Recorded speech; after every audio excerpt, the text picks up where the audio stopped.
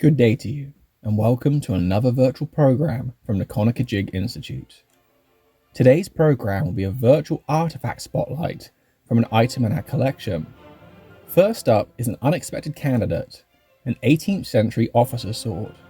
I'll admit, I hadn't given this item much attention, thinking it's a reproduction sword. It makes up part of our 18th century Militaria collection that includes both original artifacts and authentic reproductions. I was moving this sword in preparation for exhibit renovations when a few aspects made it stand out as something a little special. But before the background history, let's keep it sword simple. Swords come in a few key parts: the hilt and the blade. The hilt consists of the grip, pommel, and sometimes a handguard, crossguard, or basket. The pommel was essential for a more equal distribution of weight and good manageability. If the sword is top-heavy, the weight of the pommel balances out. The blade is what makes the sword a weapon. It usually has two side faces with a sharp edge and a back edge.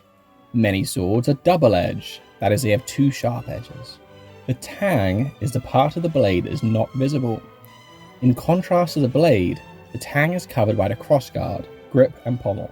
A well-built tang is essential for the overall stability of the sword. The fuller is a groove along the blade that makes the sword lighter and more stable. Fullers have been called blood grooves in the past, but they have nothing to do with blood and they don't help release the blade from an opponent's wound.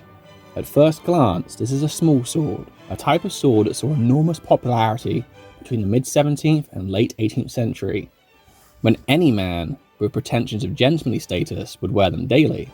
Small swords evolved from earlier fencing weapons such as rapiers and were used in dueling. Small swords tapered to a sharp point, but often lacked cutting edges, as they were primarily a thrusting weapon.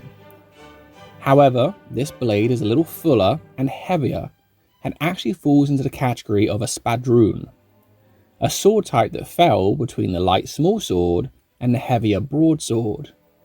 It is referred to in the 18th century as a shearing sword or cut and thrust sword. The speed of a small sword combined with the weight and cut of a broadsword. With true dichotomy, some contemporaries describe it as a good weapon and some as a bad. Donald MacBain, in his work on swordsmanship, The Expert Swordsman's Companion, 1728, called it an extraordinary weapon that none can compare with. General Cavalier Mercer of the Rural Artillery said, "Nothing could be more useless or ridiculous than the old infantry regulation sword. It was good for neither cut nor thrust and was a perfect encumbrance. In the foot artillery, when away from headquarters, we generally wore dirks instead." Now, to this artifact itself.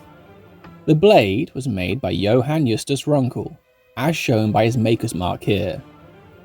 Runkel, who lived between 1751 and 1808, was a German-born cutler who dealt in Solingen blades, both in the production and in resale to British cutlers. His trading premises were located at 8 Tooks Court, Holborn, London, and he was a member of the Cutlers' Company. German blades at the time were seen as a higher quality than British, and in the period 1795 to 1808, he was probably the most important London merchant dealing in Solingen blades. Patriotic pride led British cutlers to challenge German cutlers to strength tests on their swords, and Runkel was involved in many of these. The East India Company purchased thousands of swords from Runkel, and only a small number were found to be less than they attested to be. However, Runkel was also involved in lots of law court cases where he'd undervalued his cargo on importation. As well as Runkel's mark, the sword has several ornamental symbols on the blade.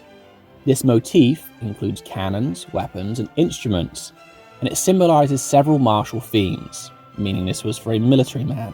The blade also carries the British Royal Arms, or the coat of arms of the monarch of Britain. The sovereign's coat of arms shows the various royal emblems of different parts of the United Kingdom. It is surrounded by a garter bearing the motto, "Honi soit qui mal y pense," evil to him who evil thinks, which symbolizes the Order of the Garter, an ancient order of knighthood of which the monarch is sovereign. The shield is supported by the English lion on the left and a Scottish unicorn on the right, and is surmounted by the royal crown. Below it appears the motto of the sovereign, Dieu mon droit, or God on my right, a rallying cry of English kings since the early medieval period. So, with all of these elements, a Spadroon made by J.J. Runkle with British ornamentation, we can discern that this artifact is a late 18th century British infantry officer's sword. From there, we can look at other examples and say that based on the urn-shaped pommel and double shell guard, this is likely a 1796 regulation British officer sword based on commonalities found in others. What this doesn't tell us is where this sword has been. Was it carried against the Americans during the War of 1812? Did it fight in India? Or against Napoleon at Waterloo in 1815? Or did it sit unsold in a storehouse at 8 Tooks Court, London? That we don't know. However, it is a sword in beautiful condition. We are proud to feature it and its story in our upcoming Militaria Exhibit at Conakajig Institute. We hope to share more of our artifact stories with those unable to visit in future programs. And we are always looking for new artifacts for collections. So contact us if you have a similar treasure you would like to preserve for future generations.